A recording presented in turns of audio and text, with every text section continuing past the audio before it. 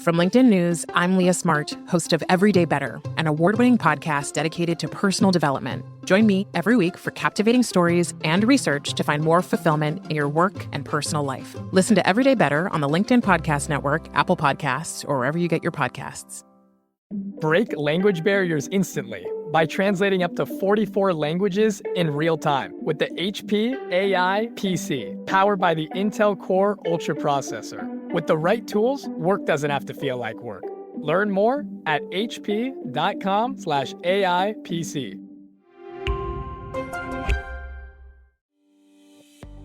Hey, I'm Kwame Christian, and you are about to step into the world of Negotiate Anything, the #1 negotiation podcast in the world, where we teach you how to make difficult conversations easier while getting more of what you want in the process.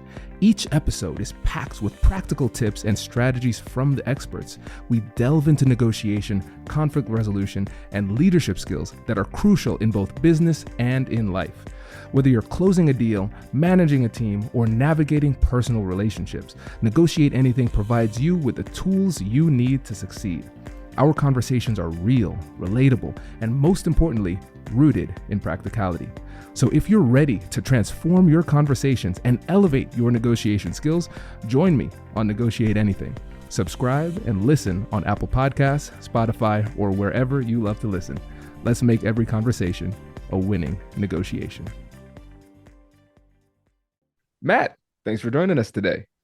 Thanks. I am super excited to be here with you.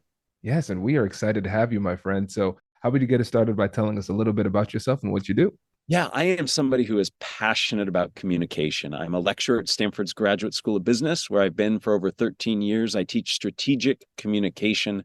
I host a podcast called Think Fast, Talk Smart. It's all about communication skills. And I have a new book coming out called Think Faster, Talk Smarter. And it's about how to speak better in spontaneous situations, like answering questions like we're about to do, giving feedback, making small talk, all of that. So I'm very excited to share all of that with you. I love this. And listeners, you're going to get a masterclass here because now we're going to actually see, can he answer questions? I'll give him the tough ones. Okay, I promise.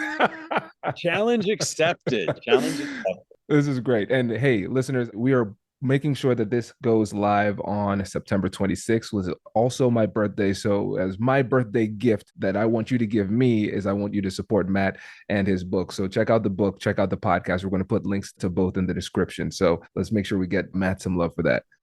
Perfect. And now let's jump into it. Let's start off with a really broad question to kind of set the stage. When it comes to this really narrow focus of communication, what is it that drew you to focusing on this narrow element? So communication is critical to success in our personal lives and our professional lives.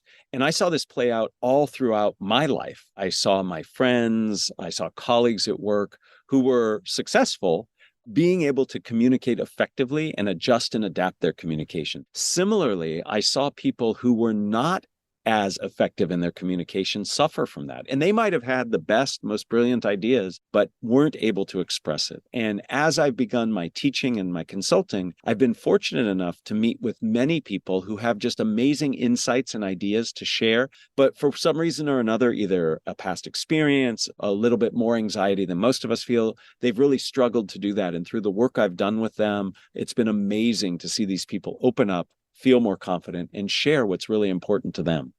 I love it. Yeah, I agree 100%. And I feel like effective communication in many ways is becoming a bit of a lost art. So it's really important for us to continually hone our skills as much as possible, because even though we might be talking every single day, that does not mean we are expert level communicators. There's still a lot more that we can do. I'm not at an expert level yet, and I've been doing this a long time. So I agree. We have to focus on it, and we have to have the courage to actually try. It takes a certain amount of courage to say, this is something I want to work on. And many of us find speaking in high stakes situations very nerve-wracking. So having the courage, the tenacity to work on it is critical, but the rewards are plentiful. 100%. And let's zone in now a little bit on this very interesting element of communication, the responding to the questions that people are asking and the things that they're saying. What is it that makes this so challenging? Well, for many of us, we feel out of control. right? We don't know what's coming at us. We often attribute negative intent behind people asking us questions. Imagine you give a pitch or a presentation at work and people start asking questions. So a lot of what gets in the way is the way we're framing the situation. We see it as a threat, as a challenge, something we have to defend against. I personally think that one of the single best things we can do to open ourselves up to any spontaneous communication, not just Q&A, is to reframe them as an opportunity to extend and expand, to connect. And nowhere is this more important than in Q&A, where we can really feel intimidated by those asking us questions. It's so interesting how it always comes down to mindset first.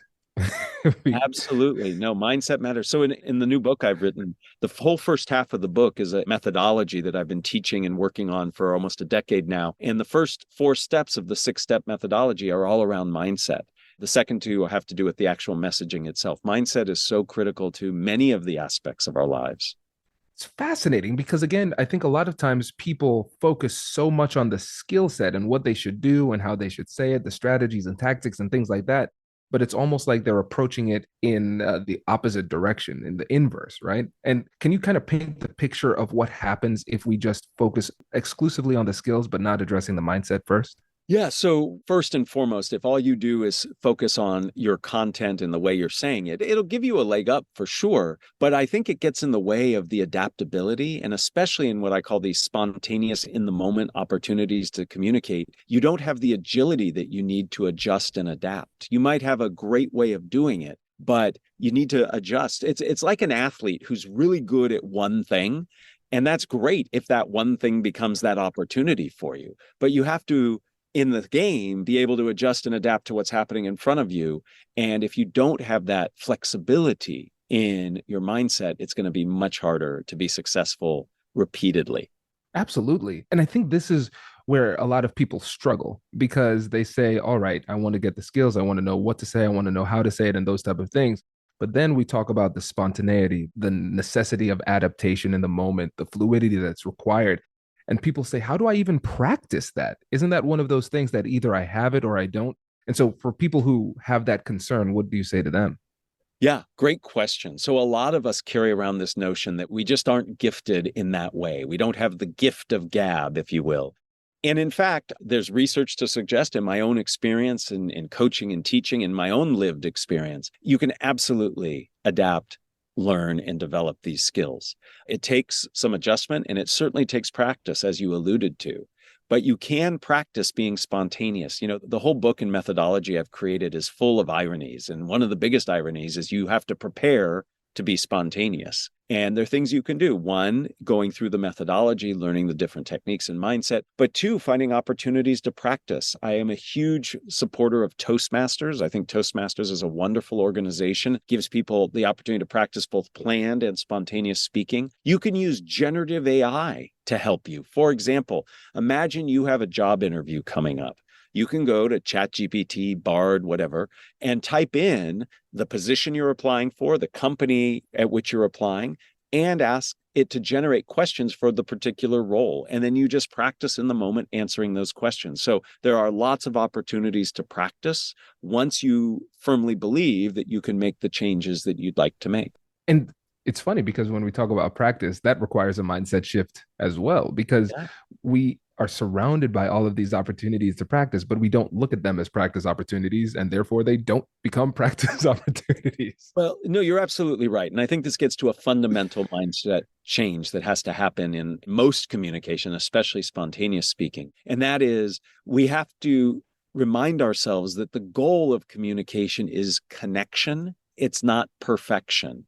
Many of us don't like to practice or put ourselves in environments where we can test out these new skills because we want to do it right. We have this drive to do it right. And I'm here to tell you, after doing this work for decades, there is no right way to communicate. There are better ways and worse ways, but there is no one right way. So putting that pressure on ourselves to do it right not only reduces the likelihood of us being able to do it well because we're constantly judging and evaluating everything we say, but it also precludes us from even trying to do it at all. So a fundamental mindset shift is to put the premium on connection rather than perfection. Hello, my friends. Before we get back to today's episode, I want to ask you a question. Have you ever wondered how to elevate your team's negotiation game and how you can help the folks on your team have better, difficult conversations? At the American Negotiation Institute, we offer transformative keynotes and workshops tailored to empower professionals with top-tier negotiation and conflict resolution skills. Whether it's a keynote for your next event or hands-on training for your team, we've got you covered. Don't just negotiate. Master the art with the American Negotiation Institute. Click the link in the description to find out more. Elevate, negotiate, and succeed.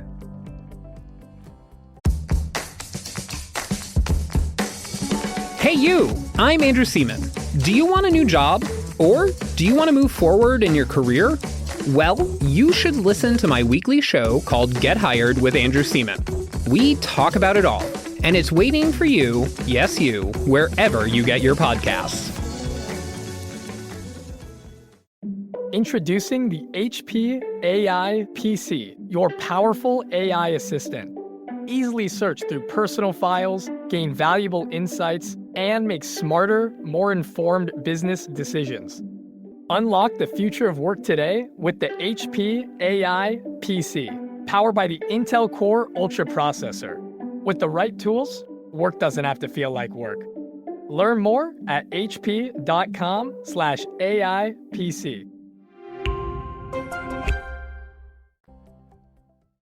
This is great. And I'm with you 100%. And I know that this can be really empowering because you realize, okay, I can be authentic. I don't need to do it like somebody else. I can do it like me as long as I hold on to these fundamentals. So that can be liberating. It can also be scary for those people who are very type A, very driven. They want to check boxes. They want to know how they're improving and those type of things. And so for those people who are a little bit more focused on controlling the communication and not willing to let go and flow, how do you get them a bit more comfortable letting go?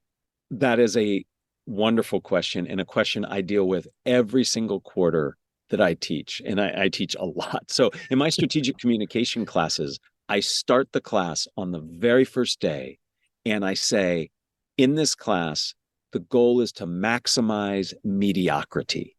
And I want you to understand, these are Stanford MBA students, some of the best and brightest young business minds in the world. Their jaws drop when they hear maximize mediocrity. Nobody has ever told them to do this. And I go on to explain why this is so important. When we strive for greatness in our communication, it precludes us from achieving it. And it comes down to cognitive load.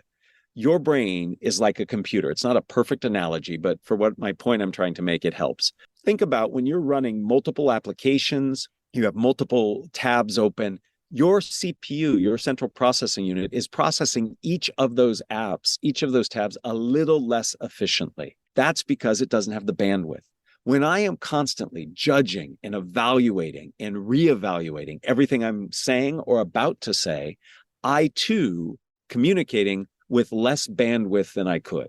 So when I turn that dial down a little bit, that is, reduce the pressure on myself, reduce the evaluation, I actually then can do better. So at the end of my first class, I come back to my admonition and I say, strive for mediocrity, maximize mediocrity so you can achieve greatness. And by the end of that class, the students understand. So the first part is, I think, understanding that at a neurocognitive level, the pressure we put on ourselves works against us. And that can really be liberating for people.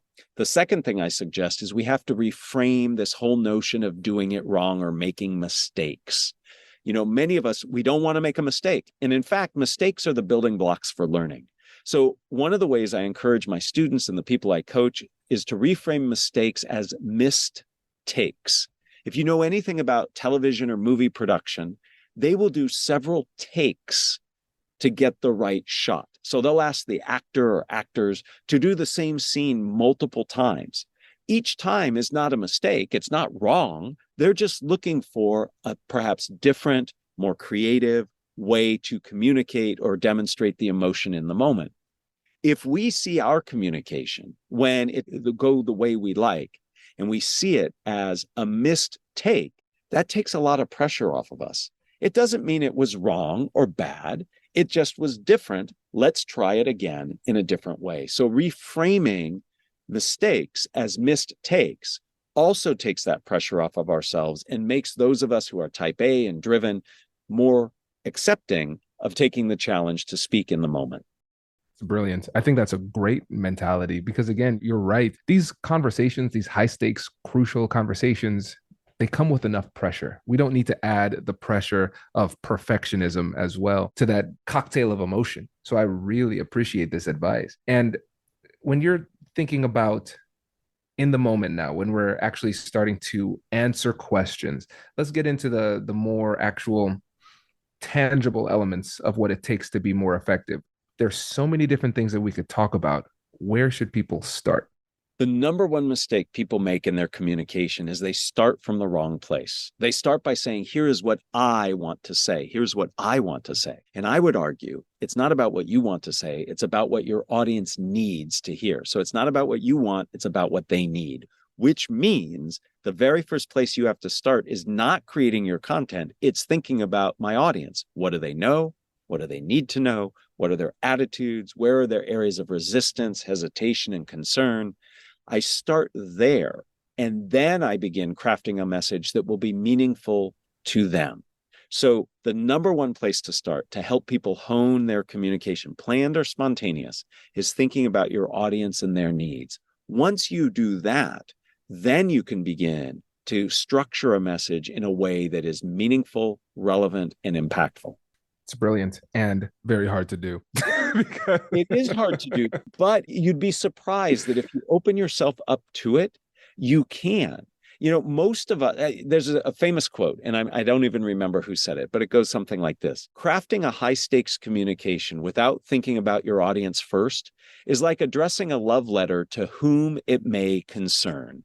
You would never do that. So in our high stakes communications in our personal lives, we often think about it. I have 2 teenagers. You and I were talking about our kids before we started. My kids are incredibly adept at honing their messages based on their audience. So my kids don't come ask me for extended curfew or getting to drive the car when I come home tired from work. They wait. They do something nice for me. We are constantly adjusting our communication in our personal lives based on what we know. We need to take that into our professional lives as well.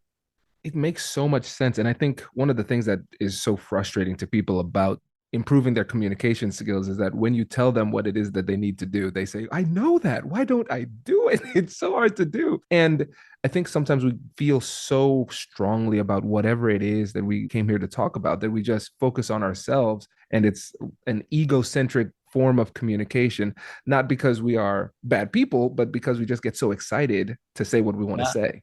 So in my book, I talk about the curse of knowledge. This idea has been around for a long time. We know too much about what we're speaking on, and we assume everybody else is interested at the same level we are. But I also introduced this idea of the curse of emotion, the curse of passion. We are so passionate that we forget other people need to be scaffolded and built up so that they can understand and be as passionate as we are. So the only antidote to the curse of knowledge and the curse of passion is empathy. We have to remind ourselves of the other people's perspective so that we can open the door to the knowledge and excitement that we have for the topics.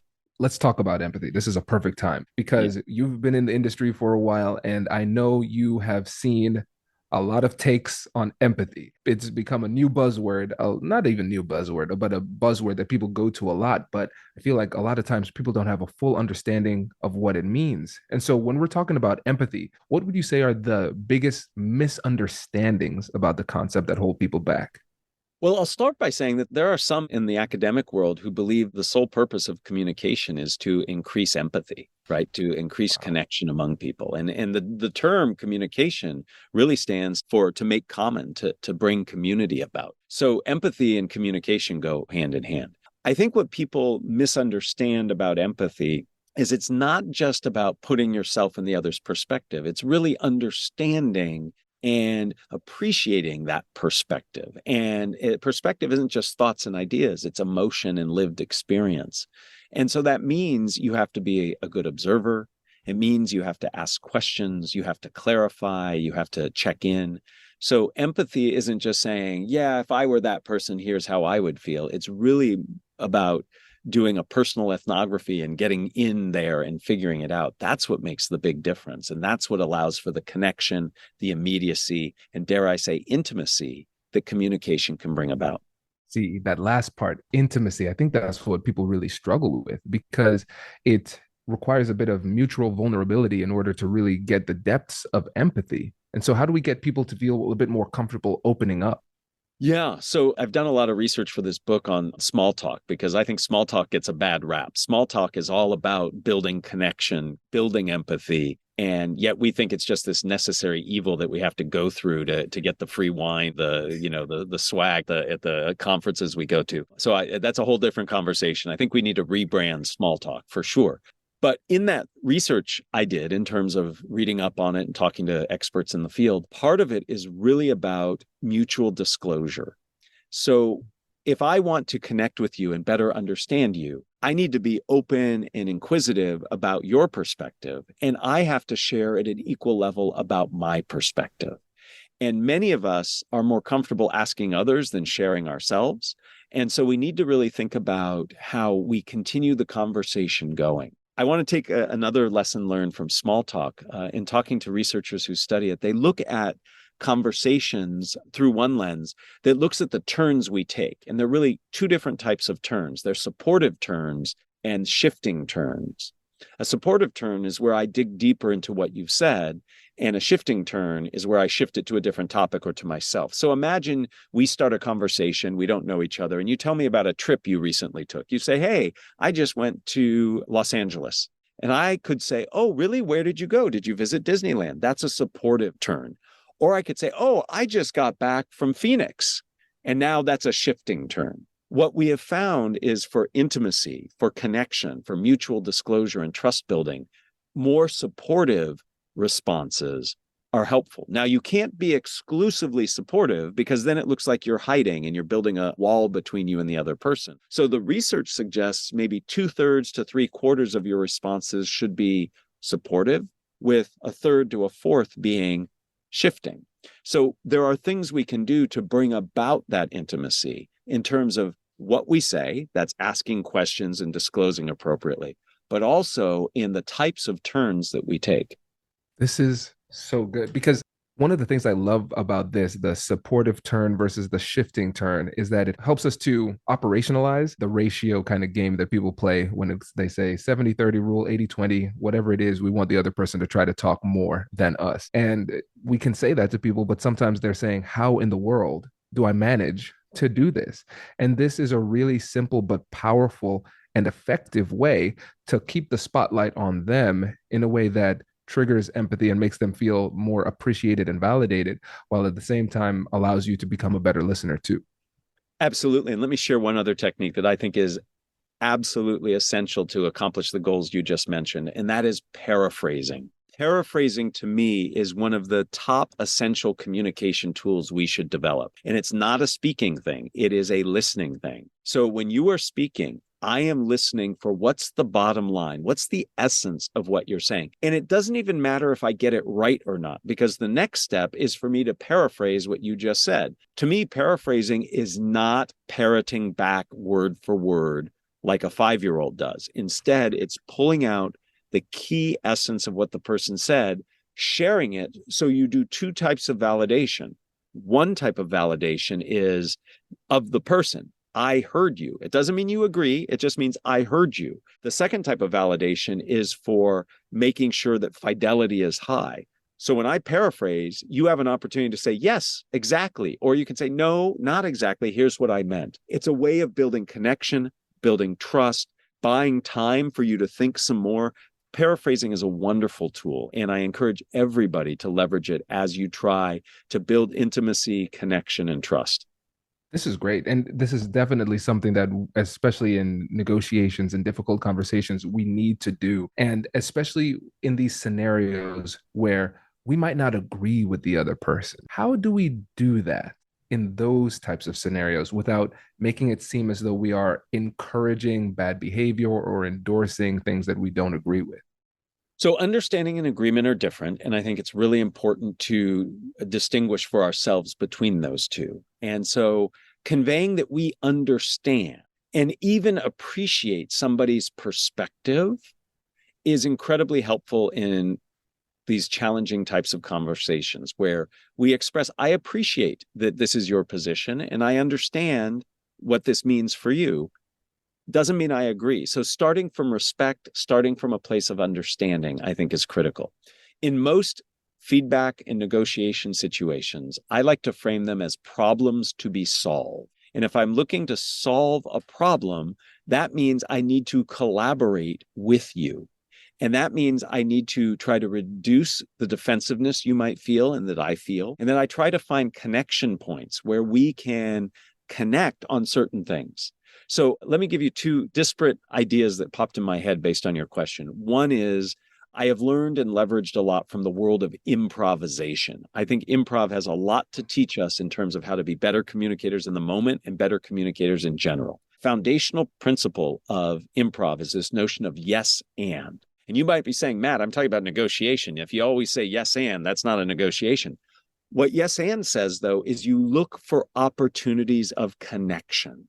So if we're negotiating, if we have a confrontation or a challenge, I look for areas where we actually have some connection. We might disagree on the operationalization of something, but we at least agree on that this is a problem, for example. So one thing we need to do is look for those yes and moments that we have. The other issue when it comes to negotiation, beyond framing it as a problem to be solved, is we need to make sure that we keep in mind how we say things is as important as what we say. So pausing a little, monitoring our vocal intensity, allowing for the other person to speak and for us to affirm that they have spoken by saying uh-huh or yes, those also play into these as well. So it's not just about what you say. It's about how you approach it, what you look for, yes and, but also your presence and demeanor as you are negotiating or dealing with conflict. Matt, I know exactly what every single listener is saying. They're saying, I need to buy this book. Well, thank you. That would be great. I mean, my whole goal here is to help people. And I think the book is a vehicle for that. I hope the podcast, Think Fast, Talk Smart, also helps. I just want people to hone and develop their communication skills.